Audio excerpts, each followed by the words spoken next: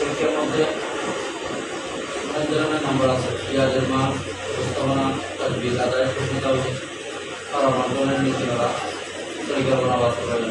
পরিকল্পনা বাস্তবায়ন যারা মাঠের মধ্যে তার অবস্থা বিকার অবস্থা আমি চলছি, যারা ব্যস্ত হচ্ছে বেশি করে সক্ষমতা দেওয়া হবে। যারা মাঠে বেশি সেবা বা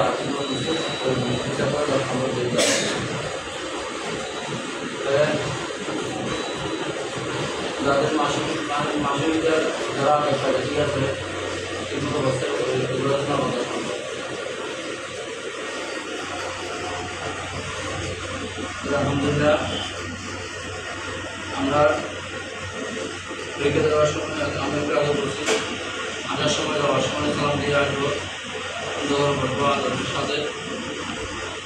আর যেখানে আমরা যেটা বিচার স্কোর করি না কেন, 3টে স্কোর হবে, প্রথম স্কোর, দ্বিতীয় স্কোর, তৃতীয় স্কোর। আমরা স্কোর করার সময় দুটো মনোযোগ সহকারে শুনবে। একটা স্কোর 2বার করে দেবো না, 2বার 2বার। তৃতীয়বার যদি বলতে হয় তাহলে নম্বর কাটা যাবে। একটা স্কোর 2বার বলা যাবে না, বাঁচতে পারবে না।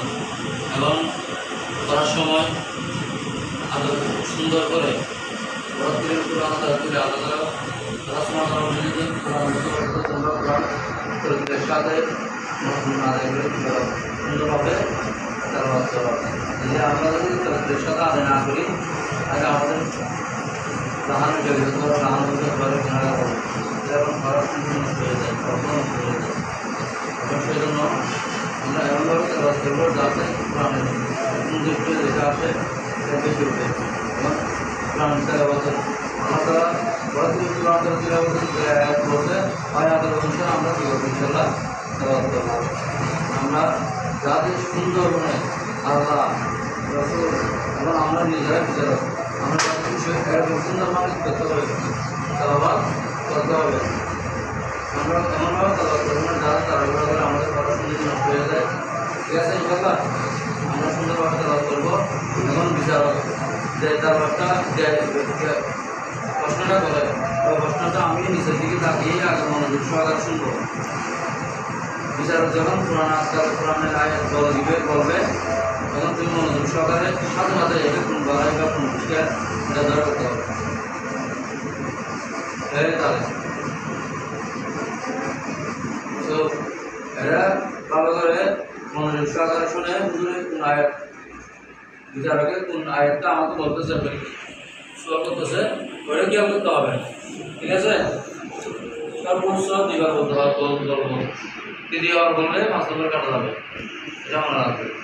তাহলে আমরা ইনশাআল্লাহ আলহামদুলিল্লাহ আল্লাহ তাআলার রহমত আমরা আজকে আদ্রোয়া শিক্ষা হিফজ এবং আদালত ডিপার্টমেন্টে পরীক্ষা শুরু হয়েছে। ঠিক আছে ইনশাআল্লাহ।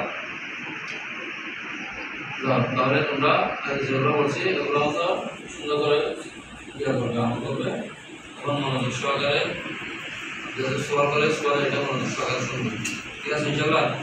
তোমরা বসে আমরা একজন আগে শুরু করতেছি।